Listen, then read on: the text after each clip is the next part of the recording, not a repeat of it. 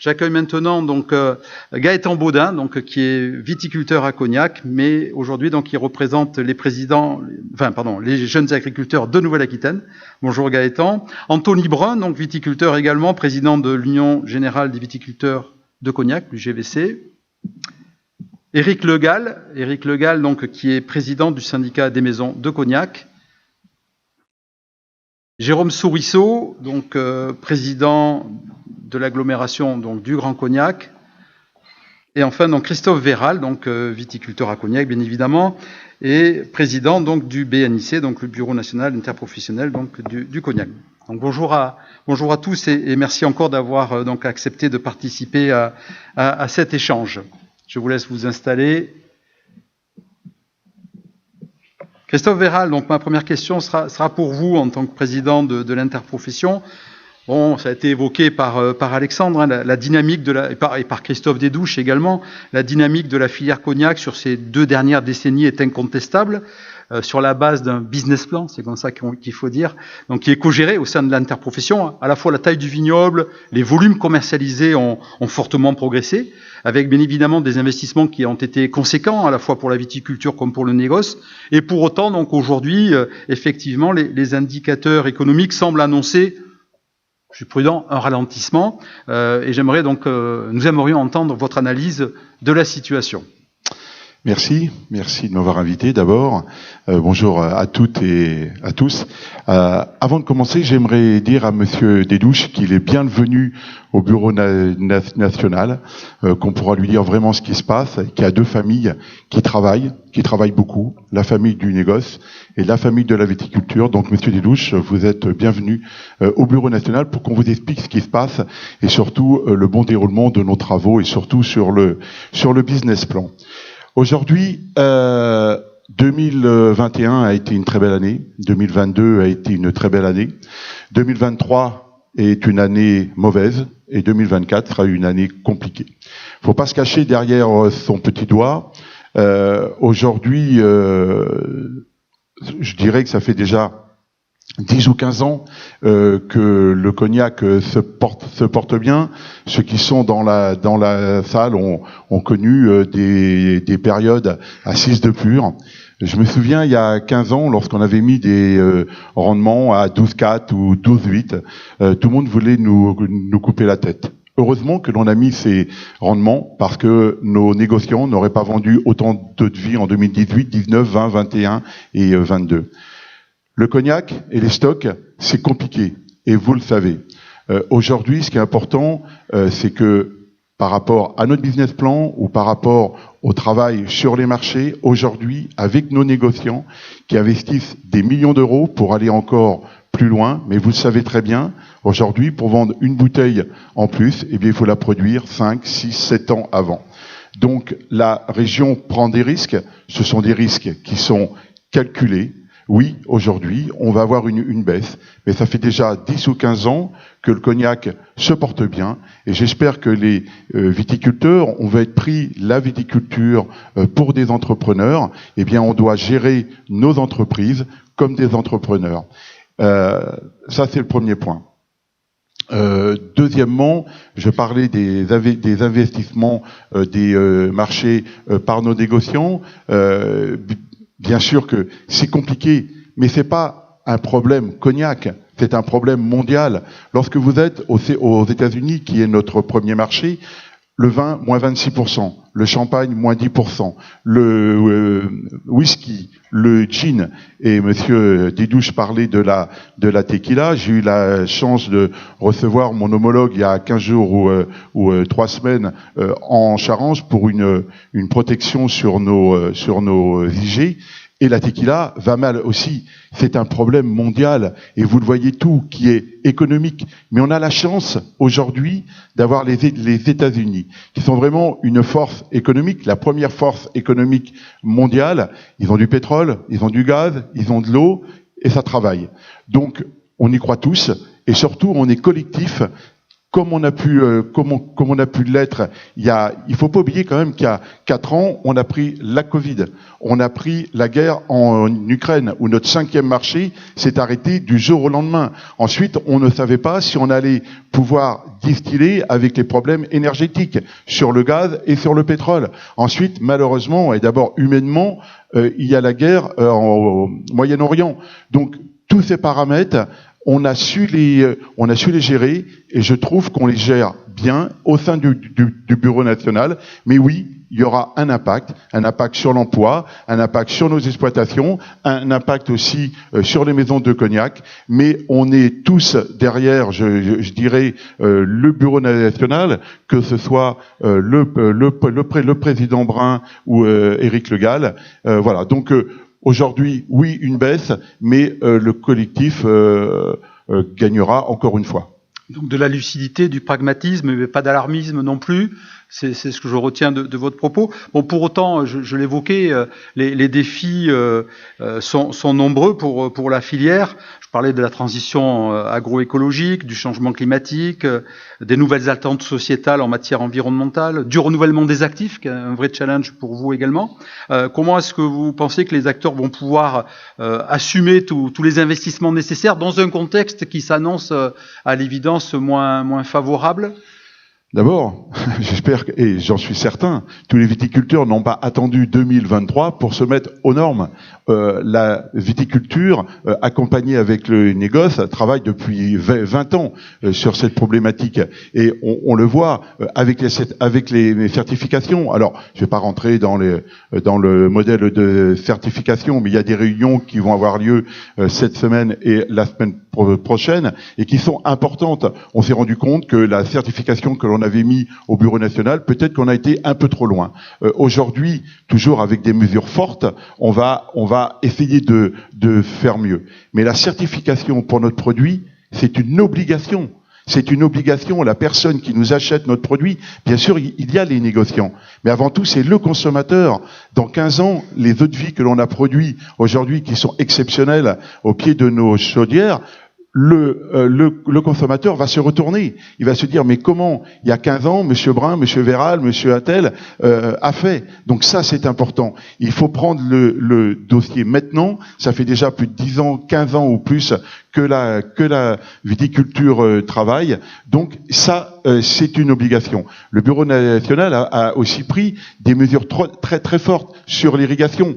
Quand je vois toute cette eau, et j'en parlais avec le président Sagno, qui part à la mer, mais c'est un autre sujet. Bon voilà, ça c'est ça. Mais au Bureau national, on s'est interdit de pomper de l'eau dans la nappe phréatique à consommation humaine pour arroser les vignes, pour irriguer les vignes. Donc ça, c'est important. On travaille aussi sur la sortie des pesticides. On travaille sur énormément de choses, sur notre bilan carbone, que ce soit les négociants avec les bouteilles, avec les étiquettes, avec le transport et la viticulture. Donc beaucoup de choses sont mises en place. Il nous faut du temps. On a mis aussi en place un JS, un groupement d'intérêt scientifique.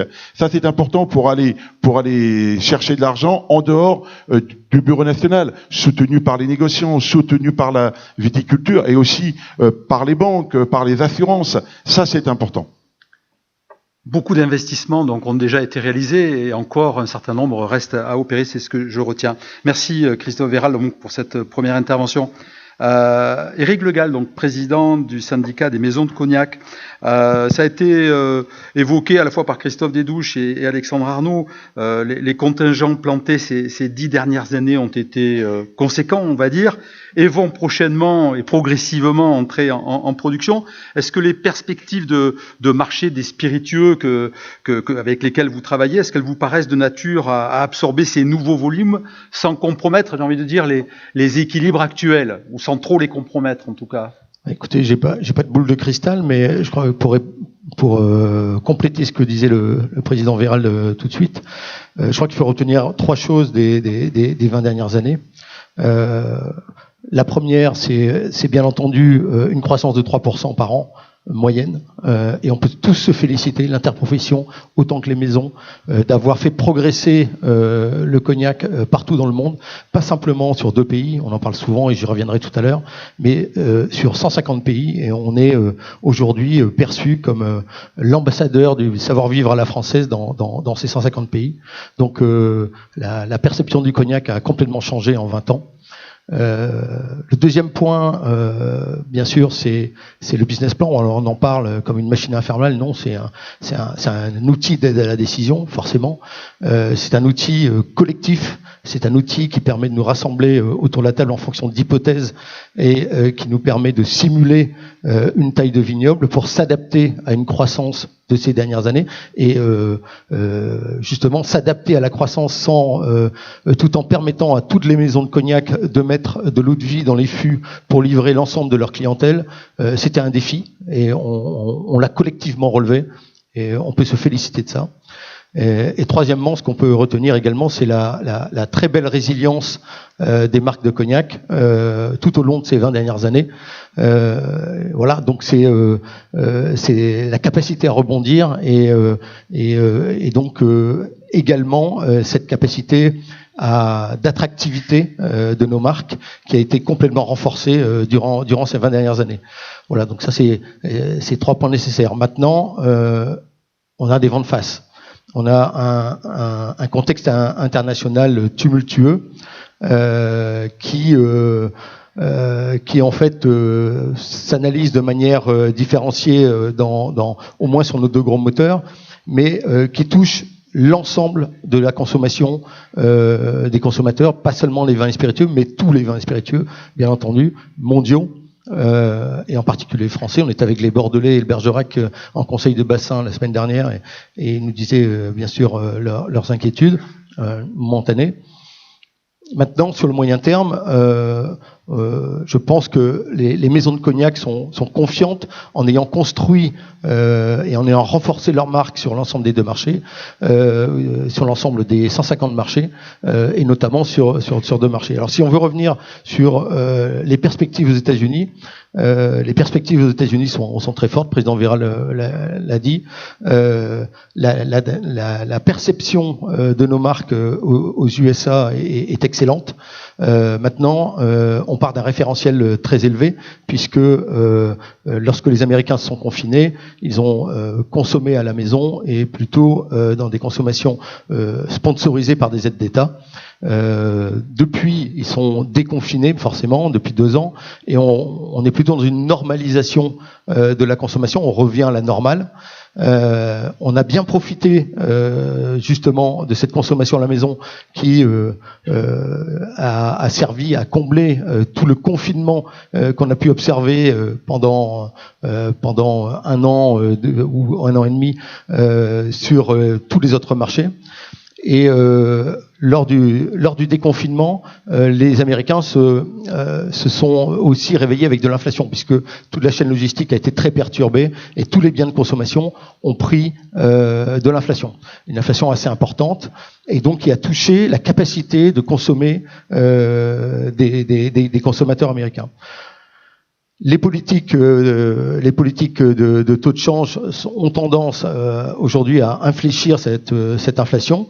Il y a une inflation sous-jacente quand même hors énergie et hors alimentaire qui reste assez importante encore, mais on sent que les politiques anti-inflationnistes vont réduire cette inflation, et donc je suis certain qu'à terme les Américains retrouveront le chemin d'une consommation plus normale.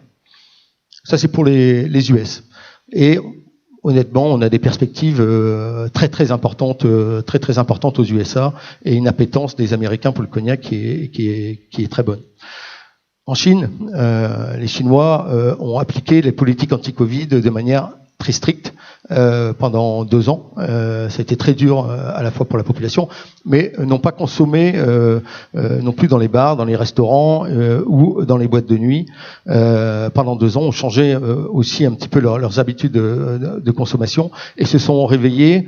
Alors la reprise et le rebond post zéro Covid est plus modéré. Ce qu'on observe, c'est qu'elle a été beaucoup plus modéré parce que la confiance des consommateurs chinois a été perturbée par une crise immobilière qui touche en fait comment un des gros moteurs du PIB chinois. Donc tout ceci est bien entendu également il y a un peu de chômage des jeunes et également en Chine qui préoccupe. Donc tout ceci inquiète un peu le consommateur à court terme. À moyen terme, le taux de pénétration des alcools importés en Chine est de 3%. Et nous, on en pèse à peu près les 2/3. Donc, ce qu'on peut dire, c'est que on a un potentiel encore de gain de part de marché en Chine qui est hyper important. Et la croissance du cognac se fera, bien entendu, avec ces gains de potentiel. Donc, on investit, on travaille sur ces deux moteurs. Voilà pour l'essentiel. Et donc, forcément, on voit l'avenir à court terme plutôt en faisant le dos rond, hein, tous. Voilà, pour le business plan, on devra travailler ensemble sur quelles sont les prochaines perspectives à moyen terme. Et donc, nous avons, avec la prochaine mandature, un travail à faire sur ces points-là. Mais nous sommes confiants sur l'avenir. Nous sommes confiants sur le potentiel d'attractivité travaillé pendant ces 20 dernières années des maisons de cognac et des marques de cognac. Et voilà, il faudra bien entendu faire un peu le dos rond à court terme, mais nous avons une bonne confiance. Alors certains considèrent qu'il vaut mieux faire envie que pitié. Évidemment, la réussite économique du cognac de ces dernières années, et vous l'avez rappelé, Monsieur Le Gall, donc a participé à renforcer son attractivité. Elle a aussi renforcé les investissements extérieurs, parfois spéculatifs. Est-ce qu'il y a à craindre de cette évolution pour le visage de la filière cognac, selon vous ? Écoutez, moi je pense que à chacun son métier. On aime dire avec Anthony que 97% de la production est faite par les viticulteurs et 97% des ventes sont faites par les négociants. Donc voilà, à chacun son métier. Je pense que le côté spéculatif n'a pas été très probant ces dernières années. Il y a eu quelques cas, mais honnêtement, je pense que la première chose à retenir de ces 20 dernières années, c'est que, et on l'a vu dans vos slides, c'est d'abord la prise de valeur du patrimoine de chaque viticulteur en Charente. Voilà, et ça c'est très positif. Ensuite, la spéculation, moi je l'aperçois pas de manière intensive, et je crois que vous régulez bien, la SAFER régule très bien le phénomène. Donc pas d'inquiétude à avoir de ce côté-là. Alors avant de donner la parole à Anthony Braun, donc le président de l'UGVC, sur ces questions-là, je vous propose d'entendre, on est allé interviewer en préparation de cette rencontre, vos homologues de l'Union Générale des Viticulteurs de Champagne sur la question de comment ils appréhendaient la problématique de l'évolution du prix du foncier et quelles pouvaient être les conséquences pour la viticulture locale. Alors évidemment, tout n'est pas transposable entre Champagne et Cognac, mais vous allez voir, il y a quand même certaines similitudes. On a surtout un projet politique clair sur le foncier, c'est-à-dire qu'il faut que la SAFER soit un outil à disposition des producteurs pour maintenir les prix. Donc on a beaucoup de réunions une fois par mois où on voit les dossiers passer, où on préempte lorsque les prix s'envolent. On préempte à la fois quand un négociant achète, mais aussi quand un vigneron achète, ce qui est un peu plus dur, mais on a des références de prix au-dessus duquel on considère que ce n'est pas acceptable.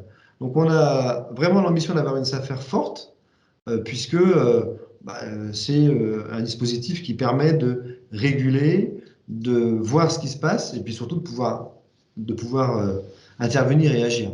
Les Champenois savent que la SAFER a un rôle important, que le syndicat des vignerons s'appuie beaucoup sur cette SAFER pour pouvoir influer, pour pouvoir contraindre et pour pouvoir parfois interdire ou obliger. Et ça permet aussi d'avoir j'ai envie de dire, une espèce de conscience collective qui met un peu la pression sur les opérateurs. Rappeler qu'en Champagne, on veille au travers de l'organisation, finalement, à avoir un outil qui, dans la mesure du possible, donne satisfaction aux négoces pour avoir les conditions de créer de la valeur et d'avoir ces approvisionnements satisfaits. C'est une façon de limiter une volonté du négoce d'aller vers le foncier, ce qui d'un point de vue purement économique n'est pas forcément économique et financier son intérêt premier. Aujourd'hui, on est quand même dans un monde où on prône beaucoup la liberté d'entreprise, où on prône beaucoup une forme de libéralisme un peu à outrance, laissons faire les choses, les équilibres se font par eux-mêmes. Et nous, on propose souvent un encadrement qui n'est pas tellement compris, à la fois vu de Paris, mais de l'Europe en particulier, parce que ça va parfois contre la nature ou contre l'organisation de liberté aujourd'hui qu'on a envie de mettre dans les entreprises. Donc on est aussi, nous, attentifs à ce que nos particularités ici en Champagne, mais chez vous à Cognac, elles perdurent. Et parfois, c'est un combat. On a quand même beaucoup de points communs entre Cognac et Champagne, de par la structuration et du paysage, hein, avec deux familles puissantes, en fait, hein, le négoce qui est le même, on a beaucoup de négociants en commun, pas que, mais en tout cas, voilà. Et ça, c'est une vraie force, c'est une vraie chance. Il faut aussi qu'on l'admette et qu'on le dise, hein. On a besoin d'avoir des vendeurs qui vont très loin pour vendre des bouteilles très chères et qui font la notoriété de nos vins à travers le monde. Et puis, on a aussi une base solide de vignerons, alors chez vous à Cognac ou chez nous en Champagne, qui sont attentifs à ce que on se dote, à la fois le syndicat, donc via la SAFER, bien sûr, d'outils pour intervenir. Si on était juste spectateur de ce qui se passe, ça ne sert pas à grand-chose. Donc il faut aussi parfois encadrer les choses et pas laisser faire. Ça veut dire que parfois on est un peu considéré comme un système très kolkhozien ou très, très communiste. Alors on l'assume, mais en tout cas, quand ça fonctionne et que ça assure la réussite économique de 20 000 vignerons en Champagne, j'ai envie de vous dire, les gens sont plutôt d'accord avec nous. Le jour où on encadre, le jour où on durcit, le jour où on oblige, on contraint, et puis que ça marche pas, bon bah là, le modèle il saute. Donc on crée un modèle et on soutient un modèle qui assure la réussite de 20 000 exploitations aujourd'hui sur 35 000 hectares. Il y a pas, je crois qu'il n'y a pas de modèle comme ça en France. Donc on n'a pas prévu d'arrêter, on a prévu de continuer dans ce sens-là parce que c'est indispensable pour continuer à bien vivre. Et les vignerons en Champagne sont plutôt des gens heureux. Et je crois qu'à Cognac aussi, donc c'est parfait. On partage aussi ce point commun. Anthony Brun, donc président de l'UGVC. Alors je le disais, hein, j'ai pris cette précaution. Tout n'est pas transposable exactement aux réalités de la situation de Cognac. Pour autant, quand même, hein, on voit bien que avec le développement économique que vous avez connu, on a bien une évolution normale hein, de la hausse des prix du foncier viticole et agricole. On a aussi un agrandissement significatif de la taille des exploitations et en parallèle une diminution constante du nombre de vignerons. Ma question est simple, en quoi ces évolutions pourraient-elles remettre en cause le visage de la viticulture cognaciaise et sa capacité à renouveler ses actifs? Alors, ça marche. Sur la partie du nombre d'exploitants, c'est pas un constat si franc et massif sur la partie viticole qui peut l'être sur l'ensemble des exploitations agricoles de nos deux départements, puisque depuis 5 ans, le nombre d'exploitations ne bouge pas. Sur la partie viticole, on a un renouvellement des générations. Et pourquoi ce renouvellement des générations est là? C'est sans aucun doute lié au fait que la gestion qu'il y a eu de la filière donne envie à des jeunes de reprendre les exploitations familiales, donne envie à des personnes hors cadre de s'installer, et que tout cela n'est permis, et de toute façon, c'est la loi de l'économie en soi, des personnes n'ont envie de reprendre des exploitations et de s'installer que s'ils ont une pérennité sur leur structure. Et aujourd'hui, même si peut y avoir la période actuelle qui est plus compliquée, la gestion qu'on a eue depuis 20 ans de notre potentiel de production et l'évolution, qui est un peu ce qu'a fait le Champagne, qui disait on avait 12 000 hectares à l'époque, on a 34 000 hectares aujourd'hui. Et quand ils ont arrêté de planter, tout compte fait, on se rend compte que c'est le prix du foncier qui a été multiplié presque par 3, hein, puisque c'est leur chiffre, voire beaucoup plus dans certains cas. Et pour le coup, voilà, aujourd'hui, il y a cette nécessité de mettre en adéquation les surfaces, les rendements qui, eux, sont d'une année sur l'autre impactés par les aléas climatiques, et la pérennité des exploitations, la multiplicité des exploitations, parce que c'est une chance dans notre filière d'avoir un maximum de structures, tout type confondu. On parle de grandes et petites maisons de négoce, on parle de viticulture familiale et de structures plus imposantes. Et il faut pouvoir arriver à maintenir cette diversité. Et justement, on peut se poser la question différemment. On a planté des hectares en même temps que les perspectives de vente augmentaient. Et ça a eu, malgré tout, comme impact de voir la valorisation du foncier monter. Si ces hectares n'avaient pas été là, est-ce qu'on serait pas déjà sur des chiffres qui ressemblent beaucoup plus à ce qu'il y a eu en Champagne? Alors certes, ça a eu des effets sur la partie des terres dites à planter, mais à un moment donné, je pense qu'aujourd'hui, le vrai constat, c'est que un viticulteur ou un exploitant qui part à la retraite a des biens à vendre et il cherche, comme tout à chacun, à le vendre à celui qui pourra lui proposer, lui faire la meilleure proposition. Et justement, c'est cette nécessité de trouver l'adéquation entre celui qui souhaite vendre parce que il a travaillé toute sa vie sur ses parcelles et qui souhaite en tirer la meilleure contrepartie, celui qui souhaite s'installer, celui qui souhaite consolider son exploitation, et tous ces éléments-là nécessitent justement une vision globale du sujet. Et aujourd'hui, la situation est très compliquée et il faut tenir compte de tous ces paramètres. Avant que je vous pose la question suivante, je vous propose à nouveau d'entendre les représentants du Champagne nous parler de leur politique foncière et des outils de régulation qu'ils ont imaginés pour préserver une viticulture nombreuse. Le marché du foncier en Champagne est un marché aujourd'hui contraint par le fait que l'essentiel des terres plantables ont été plantées. Actuellement, environ 34 000 hectares en production. En 1900, au sortir de la Deuxième Guerre mondiale, c'était 12 000 hectares. Donc la Champagne a connu pendant 70 ans une séquence de plantations régulières et importantes qui ont été pilotées par la profession avec des contingents. Et aujourd'hui, la surface étant toute plantée, il y a une tension liée au caractère limité de l'offre en surface et en raisin qui se traduit par une augmentation de la valeur du foncier.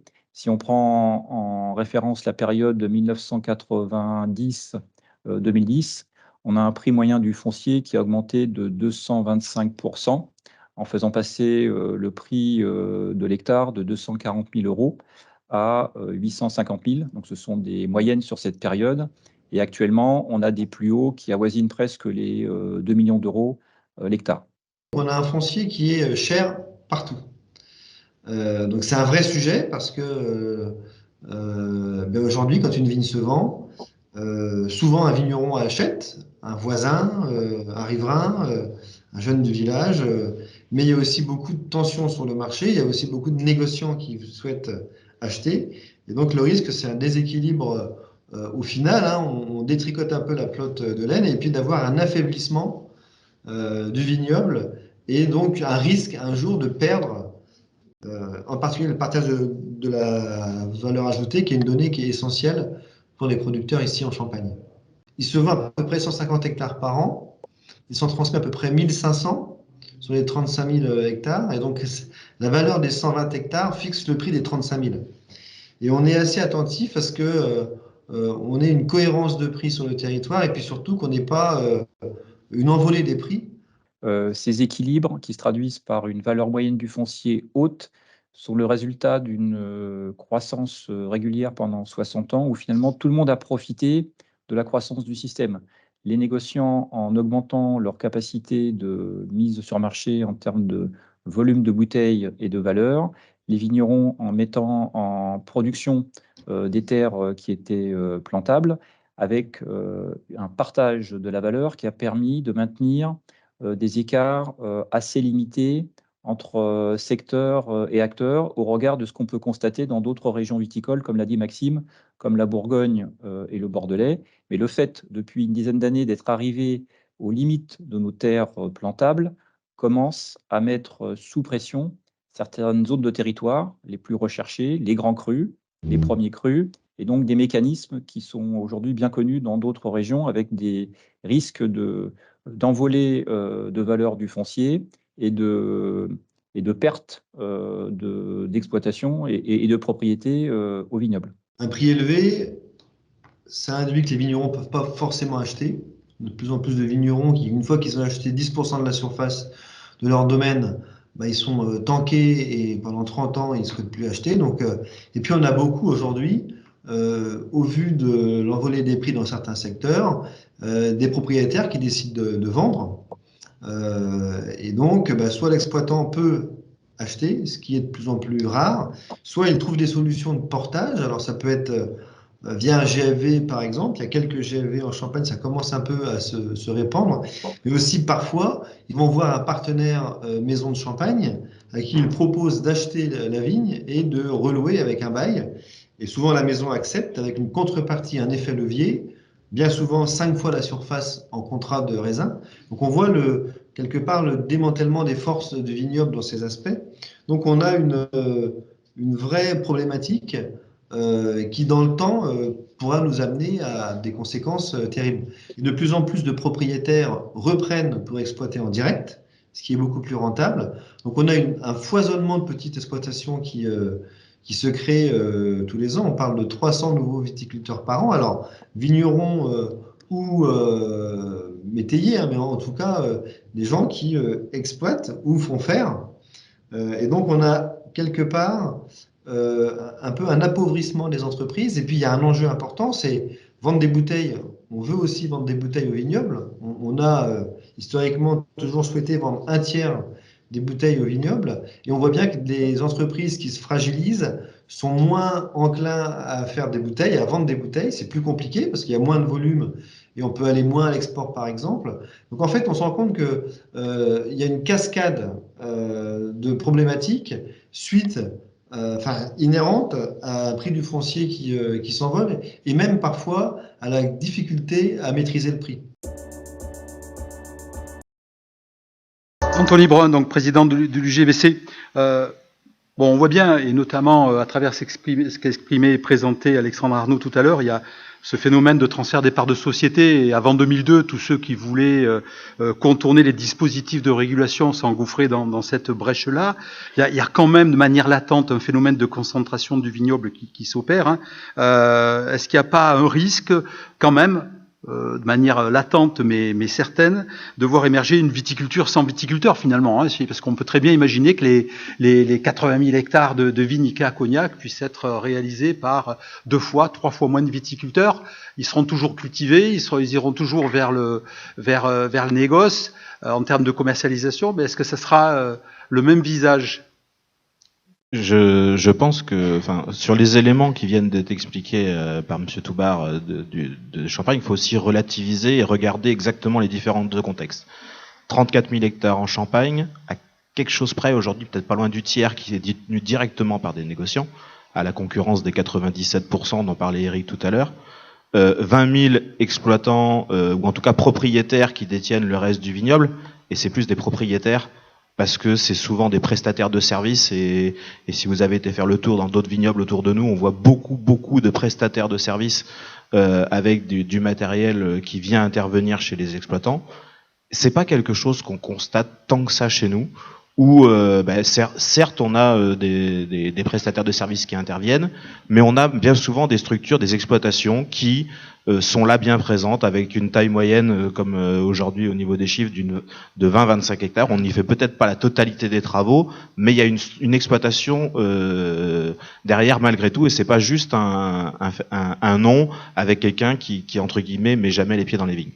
Aujourd'hui, il y a des exploitants, et notre objectif au niveau du syndicat, ça a toujours été de mettre en avant les viticulteurs, quels qu'ils soient, toutes les pratiques. Et d'ailleurs, depuis quelques années maintenant, on est présent au niveau des comités SAFER pour justement, en cohérence avec les discussions des autres représentants, mais en tout cas pour porter notre voix lors des discussions. On a nos personnes de chez nous qui interviennent quand c'est besoin sur les sujets de la viticulture. Ça se passe très très bien.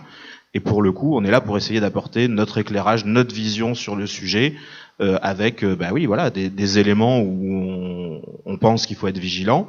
Et pour le coup, il faut reconnaître que on n'a pas forcément envie que les exploitations deviennent intransmissibles, ou en tout cas ne puissent être transmises qu'à une catégorie d'opérateurs qui, de fait, ne peut plus être un viticulteur exploitant. Puisque quand on arrive à cette situation-là, forcément, on arrive à la diminution du nombre d'exploitations. Et ça, c'est quelque chose qu'on ne souhaite pas forcément.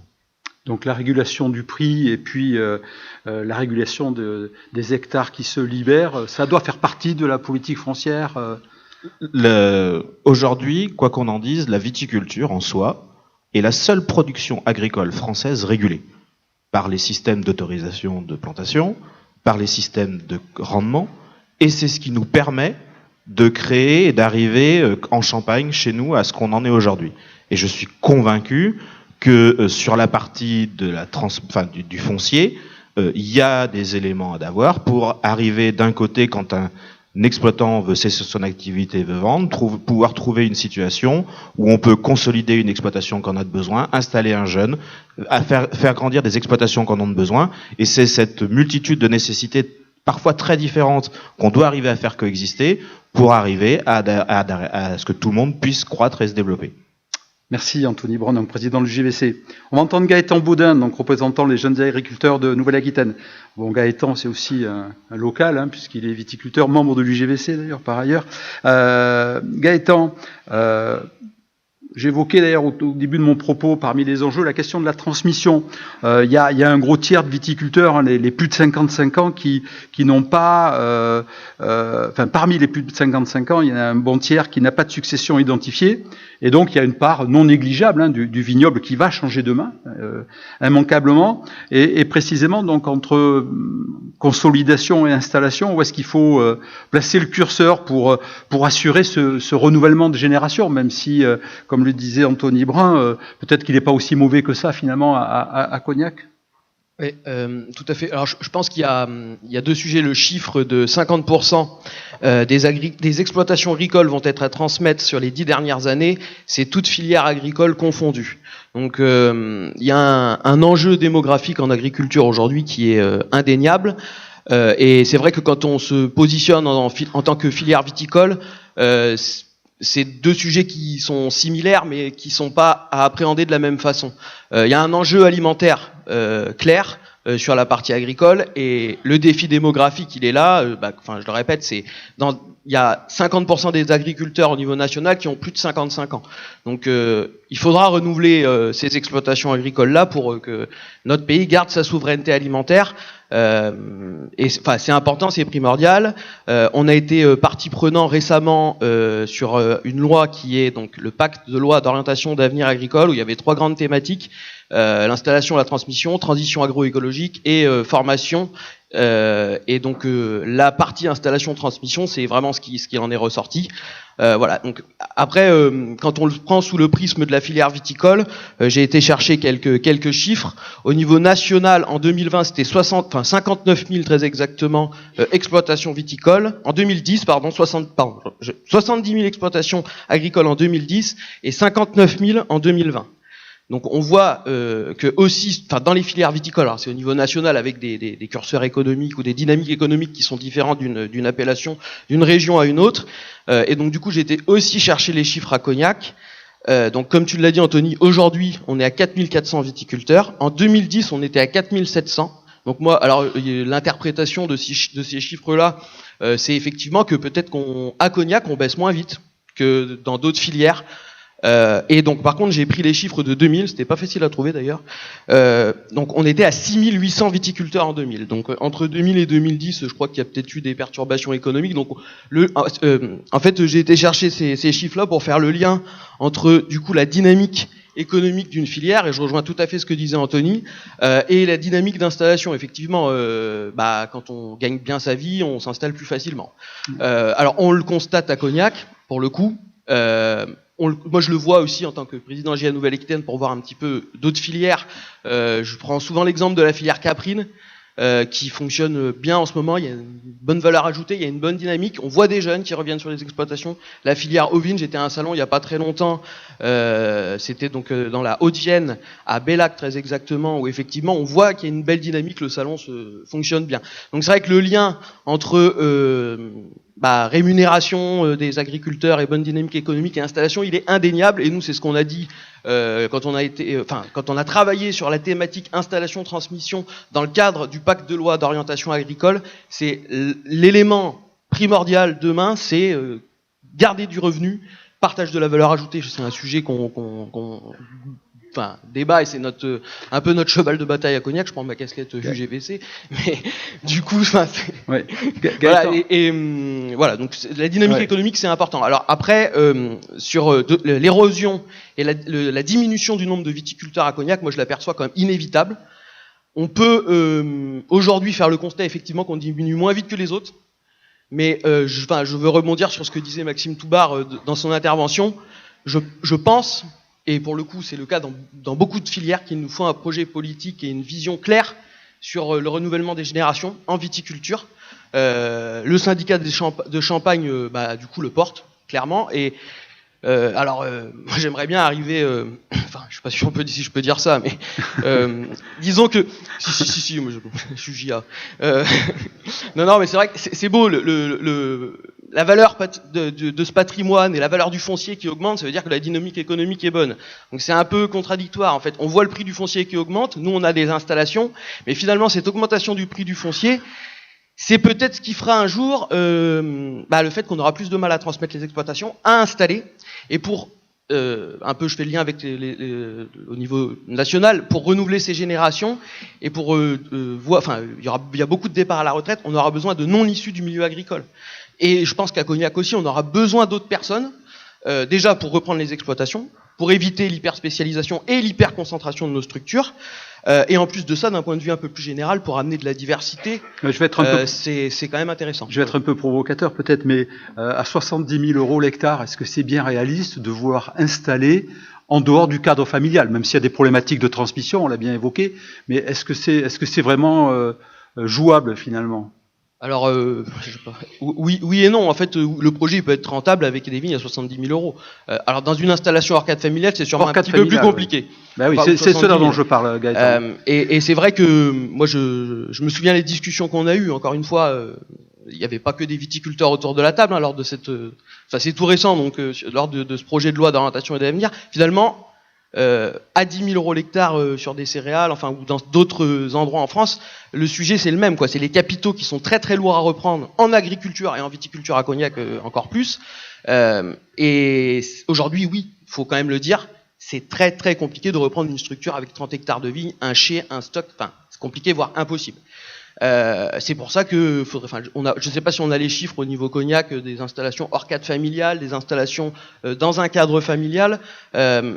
Voilà, je pense que c'est très limité. Les hors cadres familiaux sont très limités à Cognac. Et je suis aussi convaincu qu'on aura besoin d'eux demain et que on doit, pour le coup, avoir un projet politique et une vision sur ces sujets-là qui vont nous permettre de trouver des solutions pour installer des jeunes qui sont sur des plus petites structures. Mais voilà, alors il y a ça a été évoqué tout à l'heure, les outils de portage de foncier. Tous ces éléments-là, il faut les aborder. Voilà. Merci Gaëtan donc pour ces prises de position. Bon, vous nous faites quand même un peu du en même temps là. Il faut à la fois consolider, installer, et y compris des non issus du milieu agricole, même si c'est extrêmement difficile. Jérôme Sorisseau, donc président du Grand Cognac. Jérôme Sorisseau, en quoi pour vous il est vital pour la dynamique du territoire du Grand Cognac de préserver une viticulture suffisamment nombreuse, parce que vous l'avez compris, c'est ça l'enjeu de cet échange aussi. Alors, d'abord, je dirais que, contrairement à bien des homologues élus d'agglomérations ou de communautés de communes, gérer une agglomération qui est le cœur de l'appellation avec plus de 30 000 hectares de vignes sur les 80 000, c'est quand même quelque chose d'assez agréable à gérer, vu la réussite de la filière et tout l'engouement qu'il y a. Donc il y a certes des soucis, on va y venir, mais c'est toujours plus facile de gérer des bons soucis comme ça que des territoires où la crise agricole peut être très profonde, notamment dans l'élevage et l'élevage laitier en particulier.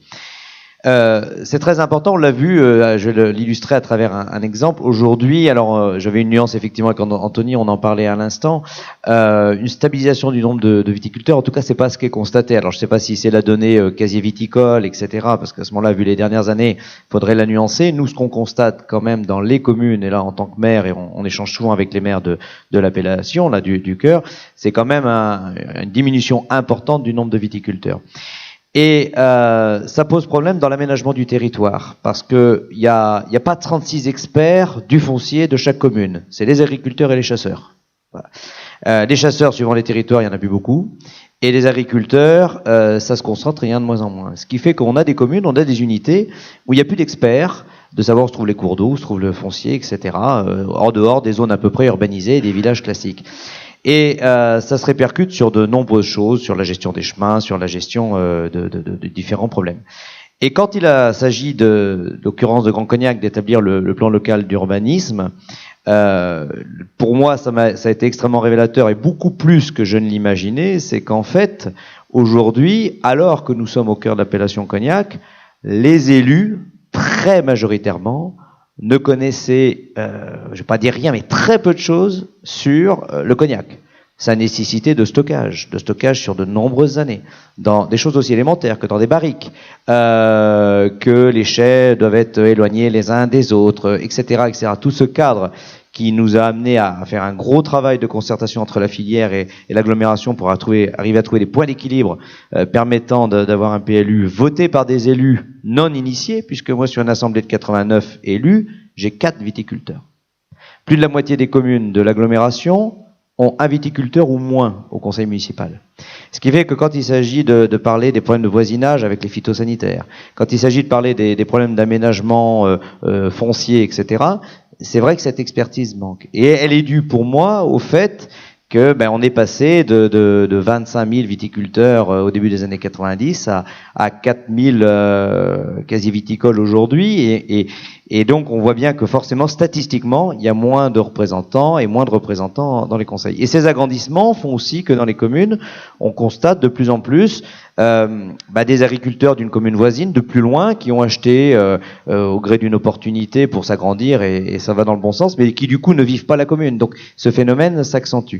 Et c'est un vrai sujet de préoccupation pour nous, qui probablement est un peu peut-être le côté qu'on n'a peut-être pas réussi dans le Cognacet ces dernières années, pas assez. Alors je suis peut-être un peu sévère par rapport aux collègues, mais je dirais il y a eu tellement de sujets à traiter, c'est pas forcément les installations. Et on a eu avec ces années d'embellie et de fonctionnement extrêmement actif ces dernières années, le point positif a été de dire tiens, ça y est, on a des enfants qui après une première carrière sont revenus. Parce que le cognac se portait extrêmement bien, avec des perspectives extrêmement positives, et on a croisé ici ou là des parents plutôt surpris d'un jeune cadre qui avait fait 15 ans d'une autre carrière et qui revenait reprendre l'exploitation. Je crains, là avec le frein, et les spécialistes en ont parlé plus que moi, qu'on espère le plus court possible, le plus conjoncturel possible, que cette dynamique se calme un petit peu, et d'ailleurs on commence à constater, on verra les chiffres au niveau du BNIC dans un an ou dans 18 mois, que le coup de frein qu'il y a en ce moment, les personnes qui avaient 62, 63 ans, parce que c'est vrai que la moyenne d'âge des viticulteurs, comme à l'image de la France, elle est quand même assez élevée, sont en train de céder en disant là ça y est, l'embellie est passée, je cède, et on voit des mutations qui sont en train de s'accélérer. Je ne sais pas si la SAFER le constate d'ores et déjà. En tout cas, du moins dans ce qui n'a pas de valeur statistique, mais dans les échanges entre élus en ce moment, on sent qu'il y a ça depuis les dernières vendanges. Voilà. Vous l'avez évoqué rapidement, vous êtes en train, au niveau du Grand Cognac, de réviser votre PLUIH avec l'obligation du zéro artificialisation nette et à devoir gérer aussi tous les conflits d'usage qui peuvent s'opérer à travers la question foncière. Comment est-ce que vous abordez ces chantiers justement pour trouver le point d'équilibre qui va permettre de répondre à toutes les attentes et tous les besoins ? Alors c'est bien compliqué. Alors d'abord, on n'est pas encore dans le ZAN. Soyons précis. Il y a une perspective de ZAN à 2050. Bon, heureusement, on a le temps quand même un petit peu de se retourner. Ce qui est sûr aujourd'hui, c'est qu'on a un cadre qui s'applique, qui est le SRADET, le schéma de la région, qui, à date, fixe pour les 20 ans à venir 50% de consommation en moins des 20 ans passés. Bon. Et donc ça s'est appliqué aux documents d'urbanisme. Alors, c'est très compliqué, particulièrement pour un bassin comme Cognac. Si je suis sur un bassin comme Angoulême, 30 ans de désindustrialisation, il y a des milliers de mètres carrés de friches industrielles, il est normal que le cadre impose de reconquérir les friches avant d'aller prendre des terres agricoles. À Cognac, il n'y a pas de friche industrielle où c'est marginal, parce que tous ces chèques qui sont sortis, c'est-à-dire l'industrie qui est sortie, ben souvent les maisons de Cognac ont reconverti ces sites, c'est des sites de visite, c'est des sites d'accueil, enfin il y a eu tout un tas de politiques qui ont été menées, et on peut pas dire quand on traverse Cognac qu'il y ait beaucoup de friches. Le peu qu'il y a aujourd'hui, on les suit parce que soit il y a un portage public ou il y a eu des reconversions privées, mais clairement c'est à la marge. Donc la difficulté du PLUI était de dire il faut permettre le développement de la filière, et j'y viendrai parce que c'est un cadre particulier qui est propre au Cognac, et en même temps permettre aux communes de s'agrandir, certes modérément, mais de continuer à s'agrandir. Parce que quand on a une filière qui est en développement, eh bien derrière c'est des compétences qui vont augmenter, donc le nombre de salariés qui va augmenter, et on espère aller dans ce sens-là. J'ajoute qu'on a une base aérienne qui est en train de s'agrandir, donc accueille de nombreux militaires, etc., etc. Et à la fin, mon assemblée, c'est quand même les élus. C'est-à-dire que le PLUI doit être voté par les élus. Donc ça a été un gros travail qui a été mené, et je rends hommage notamment à ma vice-présidente Séverine Caillé, que Christophe connaît très bien, qui a fait un très très gros boulot, qui, je pense, a amené un compromis entre une assemblée qui a voté à l'unanimité le PLUI, alors que chaque maire a divisé par 3 ou 4 sa surface à construire pour les 10 ans qui viennent. Donc, croyez-moi, dans certains conseils municipaux, pour en avoir fait certains, quand vous avez aucun viticulteur, personne de la filière Cognac autour de la table, c'est difficile à expliquer. Et qu'il y a une commune qui est en train de perdre une école et qui voit son seul salut par quelques maisons neuves tous les ans pour essayer d'avoir un nouveau public et d'avoir des enfants dans ces écoles, c'est compliqué. Et de l'autre côté, une filière qui a des objectifs de développement et qu'on ne peut être qu'intéressé au niveau du bassin parce qu'on sait tout le dynamisme économique que ça peut apporter, qu'il faut donc aussi accompagner. Et on a réussi à peu près à trouver ce compromis-là, même s'il était assez difficile. Sur le ZAN, moi c'est ce que j'essaye pour avoir quelques responsabilités nationales de faire porter, c'est que il y a que la moitié du chemin qui a été fait. Aujourd'hui, c'est la loi a fait la partie la plus facile en disant le planificateur va se débrouiller pour faire 0. Donc le maire, puisque c'est lui qui est responsable de la planification. Mais personne d'autre a changé. C'est-à-dire qu'on demande d'aller vers le ZAN, donc on dit bah, vous allez plus construire ou faudra déconstruire pour reconstruire, mais on n'a pas demandé aux pompiers de changer leurs règles de sécurité. On n'a pas demandé à l'Adréal de changer ses règles de construction. On n'a pas demandé aux assureurs de faire leur bout du chemin pour permettre aussi un peu de liberté. Et on voit bien, et là très récemment, et les acteurs de la filière vont voir tout de suite à quoi je fais allusion, il y a tout d'un coup un arrêté de sécurité qui vient de tomber, qui met quasiment à plat les 4 ans de travail qu'on vient de faire autour du PLUI sur les règles de distance au chai, parce que tout d'un coup, quelqu'un à l'Adréal a dit que pour les conditions de sécurité, il fallait que les rétentions ne soient plus enterrées, mais extérieures à une certaine distance. Voilà. Donc on est en train d'essayer de travailler pour que cet arrêté soit modifié et qu'on corrige tout ça. Mais je veux dire, le ZAN ne peut pas reposer que sur le planificateur. Il faut que tout le monde fasse sa part du chemin. Sinon, on n'y arrivera pas. C'est impossible. Merci Jérôme Sowisseau pour toutes ces informations bien précieuses. On arrive au terme de ce premier échange, mais auparavant je vais demander à la fois à Christophe Véral, donc en tant que président de BNIC, puis on a avec nous le directeur général adjoint de la SAFER Nouvelle-Aquitaine, Hervé Olivier, qui a été écouté tout ça très attentivement, de vous faire une petite synthèse de tout ce qu'on a entendu, parce que de cette synthèse on va pouvoir engager le débat sur la deuxième table ronde. Et donc Christophe Véral, au regard donc des enjeux, des défis qui ont été identifiés, avec je dirais cet équilibre peut-être à trouver entre libéralisme et régulation, quelles doivent être selon vous les priorités justement de cette politique foncière qui doit accompagner et continuer d'accompagner le développement et les objectifs de la filière d'un point de vue économique? C'est une grande question, c'est vaste. Mais je connais votre esprit de synthèse aussi, donc d'abord, je voudrais remercier Jérôme qui a vraiment fait un travail incroyable pour les réserves foncières, parce que on parle des terres pour les vignes, pour les APN ou autres, mais c'était important aussi pour nos négociants demain d'avoir cette réserve pour notre expansion, qui va peut-être pas venir immédiatement, mais qui viendra encore plus pour les chais, pour les distilleries, voilà. Tout ça, c'est important. Donc Jérôme, au nom de tout le monde, et je te le redis encore, merci parce que ça a été vraiment un travail dur, important, et tu as une bonne équipe, et merci à toi. Donc maintenant, bien sûr que les installations des jeunes sont compliquées. Les superficies moyennes en Charente, c'est 24 hectares, et en Charente-Maritime, c'est 22 hectares, je crois. Je vais peut-être vous choquer, mais on n'est pas dans un monde de bisounours. Voilà, on est dans un monde économique et de business. Et aujourd'hui, installer des jeunes, oui, installer des jeunes avec leurs parents, c'est important. On parle beaucoup de transmission, mais il y a beaucoup de systèmes mis par l'État avec la loi Dutreil ou autre pour essayer. Puis il y a des montages avec des holdings pour faire ce que l'on veut faire. Je parle pas pour cacher les parts sociales, mais simplement, il y a un moment hors cadre, c'est compliqué. Et on le voit aujourd'hui, on va avec quelque chose de 1 an, 2 ans, compliqué. Et même des viticulteurs qui ont 2, 3, 4 générations avec des stocks, eh bien, ils ont engagé beaucoup d'argent, beaucoup de travail. Donc, il faut quand même faire attention, je pense. Ensuite, on parlait de l'agrandissement des exploitations. Il y a la problématique de l'emploi. On peut gérer 25, 30 hectares. Quand vous passez à 40, 50 ou 50, 100 ou 100 plus, c'est du management. Et c'est des réglementations en plus. Et c'est surtout, aujourd'hui, du personnel. Alors, on travaille beaucoup aussi au sein du Bureau national, et encore plus avec de grands projets du Grand Cognac, je crois, sur la formation.